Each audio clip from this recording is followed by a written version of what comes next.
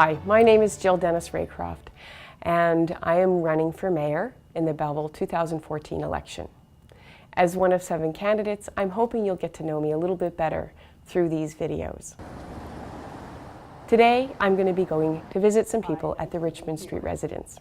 What I find exciting about going and visiting with some of our older members of the community is that they bring a sense of history and a sense of what used to be great about Belleville. I think Belleville still has an opportunity to be great, and I think that we've done some excellent things. We do have a sports and wellness center. We do have a great waterfront trail system. We also have the Veterans Bridge. We have been able to extract money from partnerships with federal and provincial governments. We've been able to use your taxpayer dollars to move forward with some certain plans.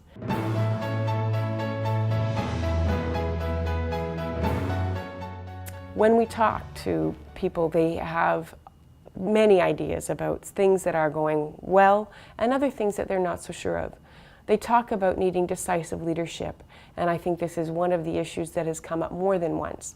We have an issue with a police station, a committee that has been trying to decide for 4 years where that should go. In my mind, a decision-making process should be consistent. There shouldn't be any challenge once you have a list of criteria of what should be reviewed. So, if you have a plan and you have a list of things you need, it shouldn't be that difficult. So we do need to figure out what the problem is there. I believe my background with an MBA and also working with multiple groups to achieve a common goal will be something that can add to that process making.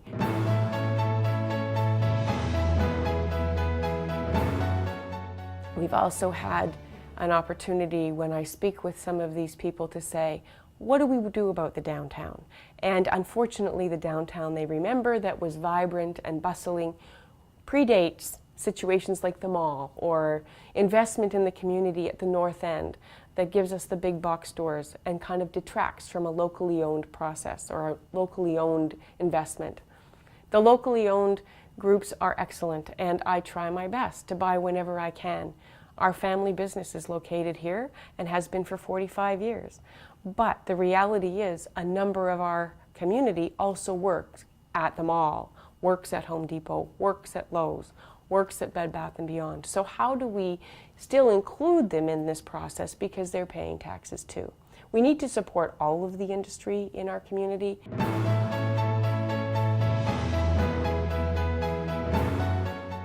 Some of the other things that we hear about are how are our tax dollars spent and where are we making important investment.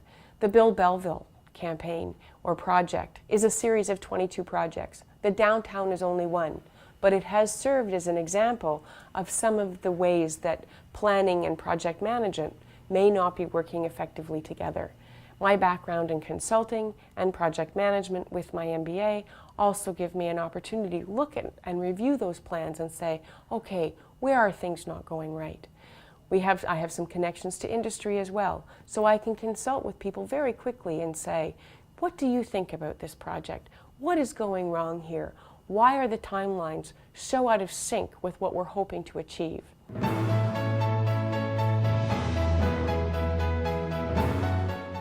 We talk about infrastructure. Infrastructure is key.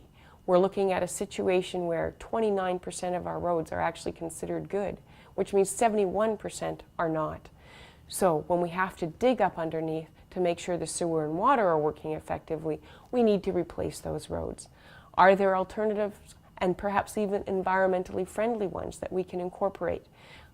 I haven't seen any questions or any opportunities for that discussion, and it would be great to bring those to the table.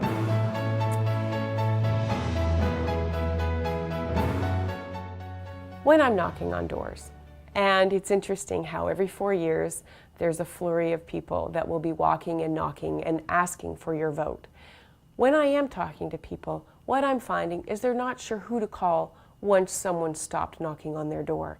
The pamphlets are gone, the streets aren't being walked, and they're left feeling, where did their vote go? So one of the things I think we could do is create an opportunity for a neighborhood voice initiative. We will have 8 councillors and a mayor on October 28th, and these people can be your voice. We have 8 different polling areas. By assigning or having one of those elected members of council become part of your neighborhood, they will be the ones you can call. So when you call City Hall and you're not sure who to speak with to get the stop sign, to get your garbage picked up, to deal with some of the problems that you're facing in your particular street or neighborhood, this will be the person who you can call and they can help you. Our elected council members are well aware of the services that are available within the city and how they can best serve you. Connect with them and we'll make this possible. It won't cost a dime and it will be there for you.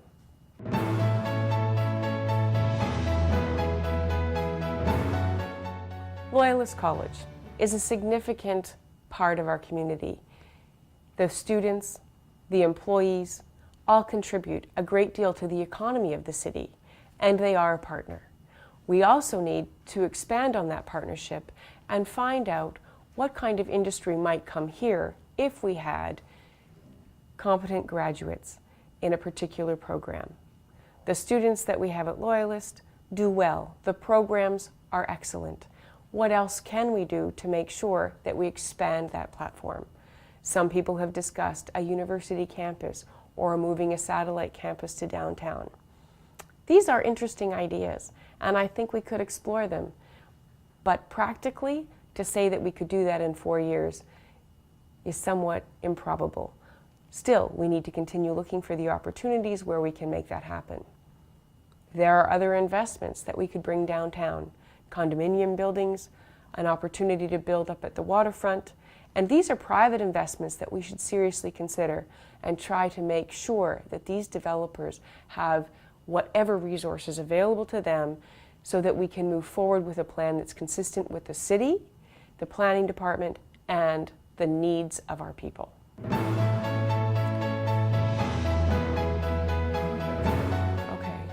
Bardon, the company that my family's company started here 45 years ago, has been invested in this community for that long. The number of people they employ have been here, not through education necessarily, but through a commitment to hard work as well. It's a family-run business, it's a family-felt business, and these things are key to the success of our community as well. Trying to support those and retain those industries and businesses is just as important as recruiting new ones. But we also need to look beyond the scope of what we have now and where we can find new opportunity. Belleville has an opportunity to be a gateway. We can not just be a destination, but our location on the 401 gives us an opportunity to rebuild in some ways similar to the way Cornwall has. They have millions of square feet of distribution warehouse space. Is that something we could look at? I'd really like to.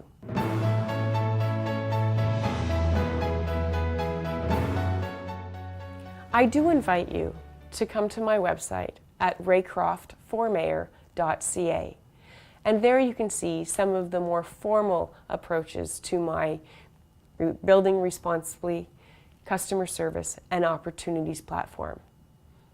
As well, there's an issues and discussions area that you are welcome to post your comments or your questions. You can also see some of the other questions that members of our community, like you, have posted and asked me about.